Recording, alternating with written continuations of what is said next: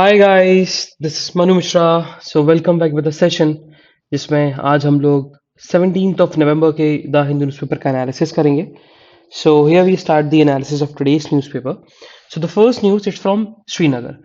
So what happen कि श्रीनगर में कल पुलिस ने पुलिस और मिलिटेंट्स के बीच एक एनकाउंटर इंसिडेंट हुआ जिसमें पुलिस ने चार लोगों को मार गिराया। अच्छा, अब ये चार लोगों की डेथ हुई है ना। हम ये नहीं बोल सकते कि पुलिस ने मारा, क्योंकि उसमें से दो जो लोग हैं, मिलिटेंट्स तो दो थे, बट दो जो लोग थे they are not militants.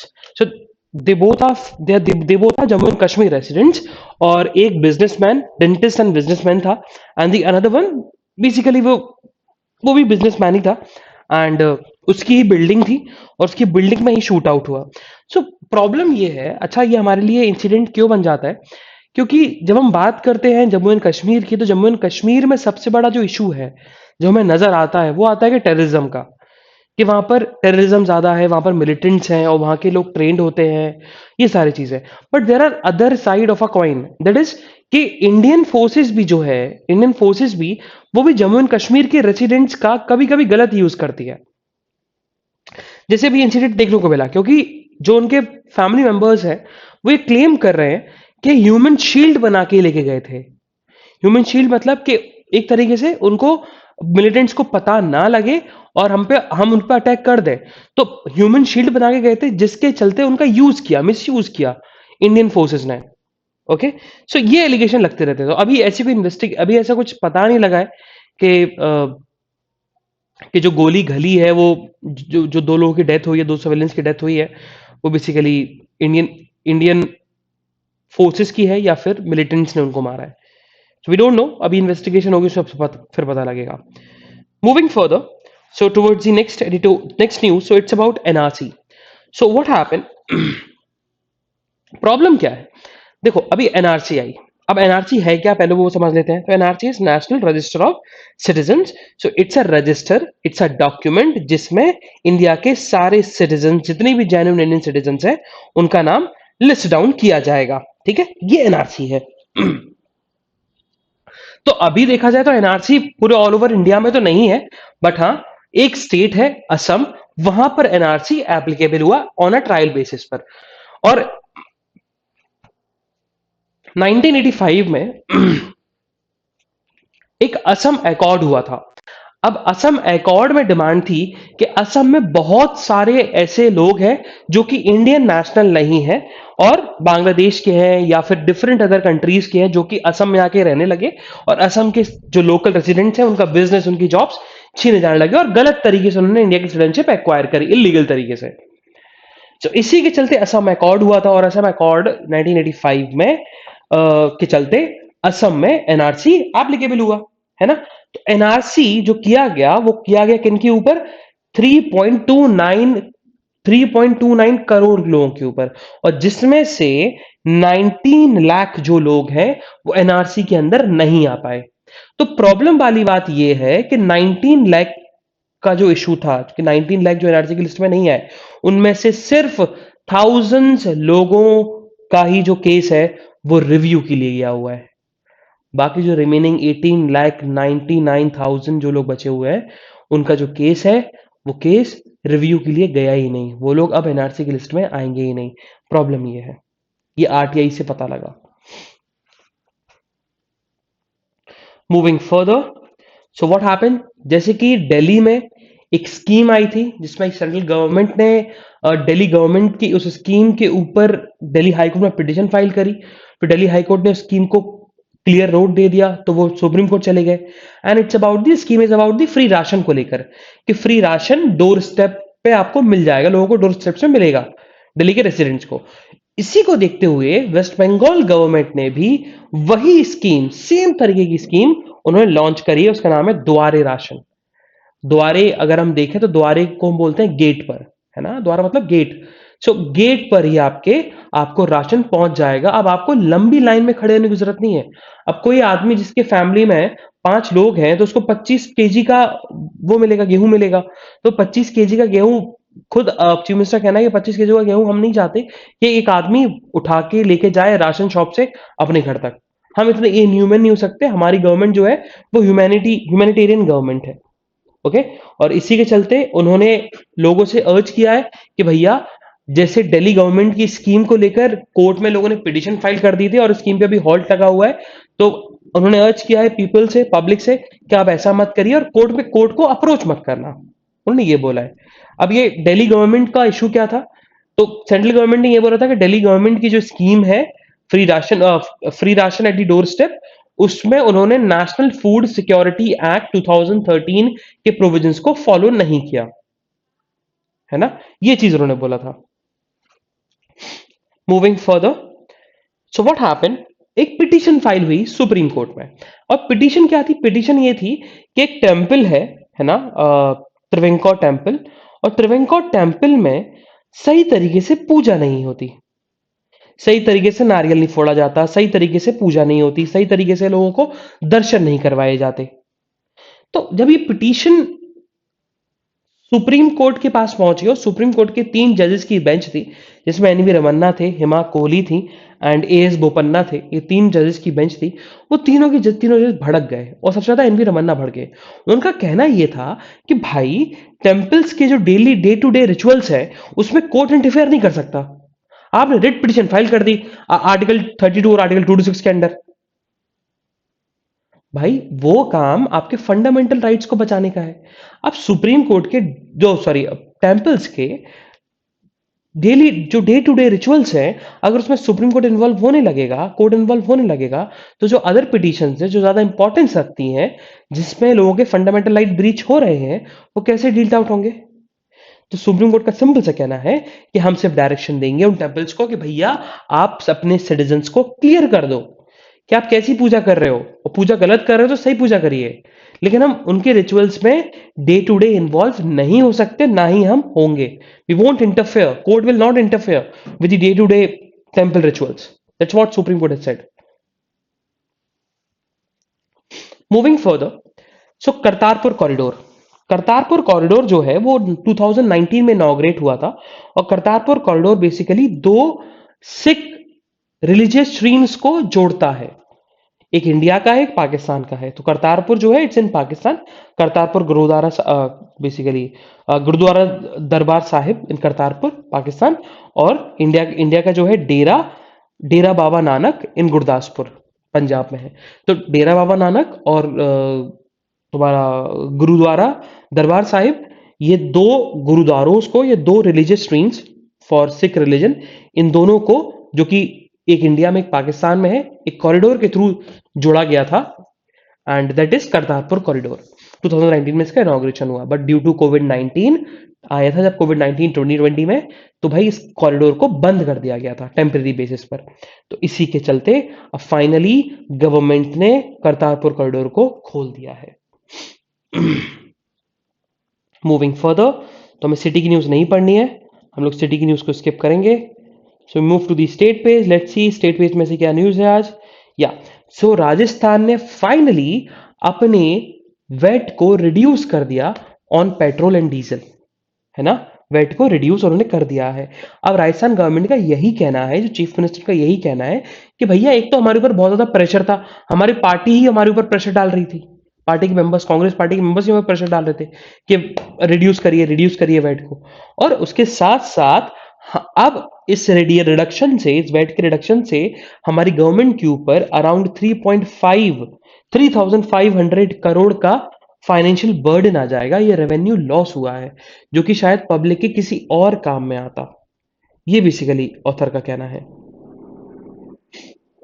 Moving further, so what happened, so हमने एक कोटा पढ़ा था, रिजर्वेशन वाला इशू पढ़ा था, जिसको मद्रास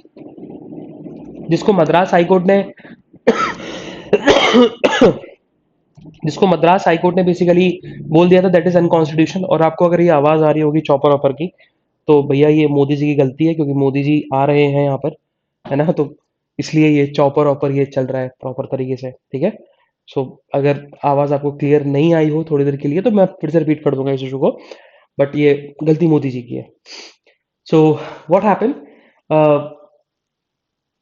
रिसेंटली 2021 में मद्रास हाईकोर्ट के पास एक पिटीशन गई, और पिटीशन थी वानियार कोटा को लेकर, क्योंकि मोस्ट बैकवर्ड कोटा का रिजर्वेशन जो है in the state of Tamil Nadu वो 20% है, मोस्ट बैकवर्ड क्लास का।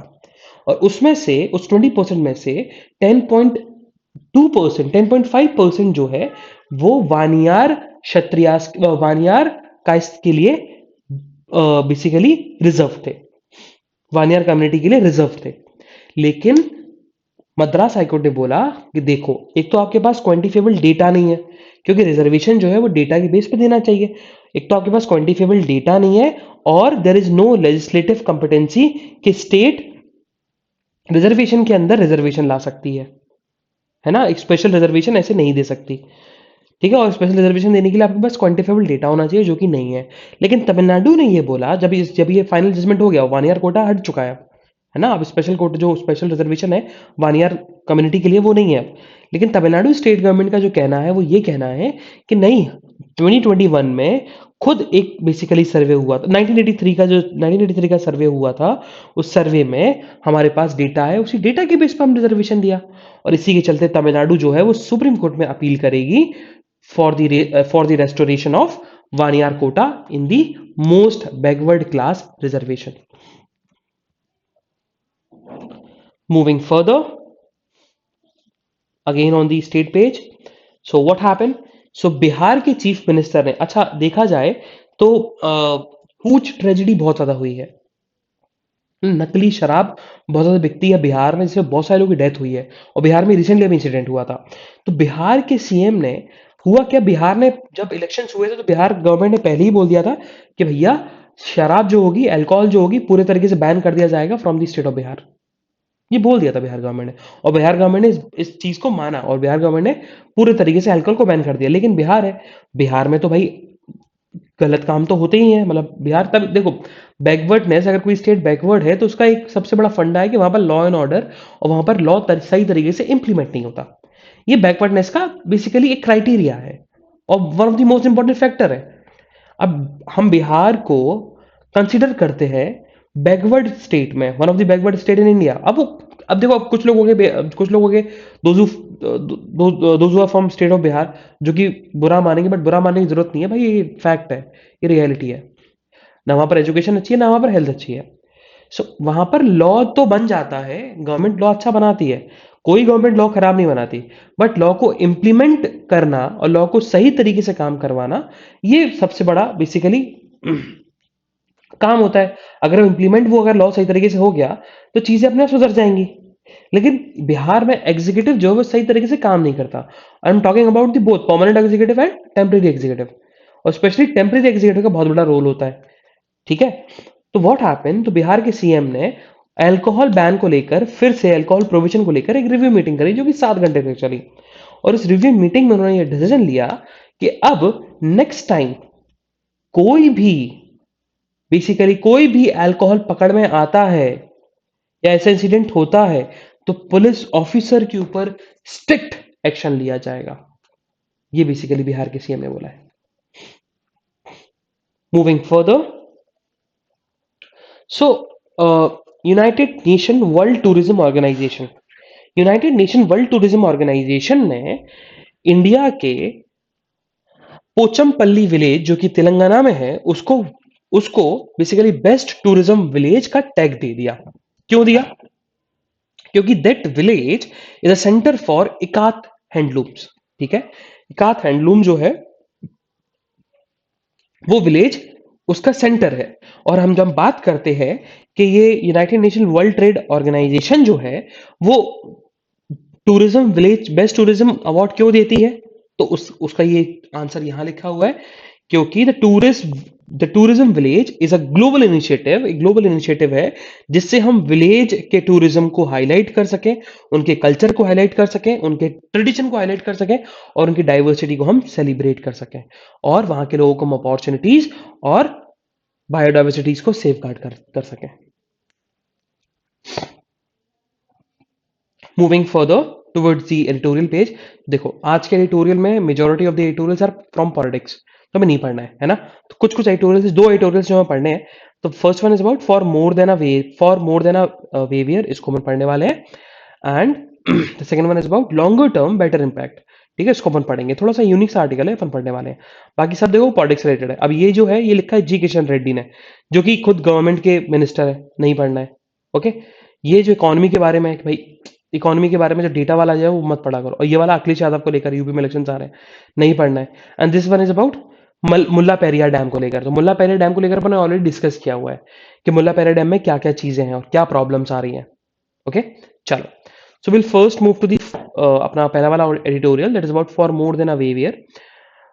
तो है क्या ये, देखो अभी हुआ क्या, व्लादिमीर पुतिन जो है दिसंबर में इंडिया में आने वाले हैं, और उनके आने के पहले ही जो रशियन ऑफिशियल्स हैं उन्होंने क्लैरिफिकेशन दे दी है कि इंडिया के साथ जो डील हुई थी 2018 में S-400 डिफेंस सिस्टम को खरीदने की, उसका पहला जो बेसिकली कंसाइनमेंट है वो पहुंचने वाला है, by the end of this year पहुंच भी जाएगा।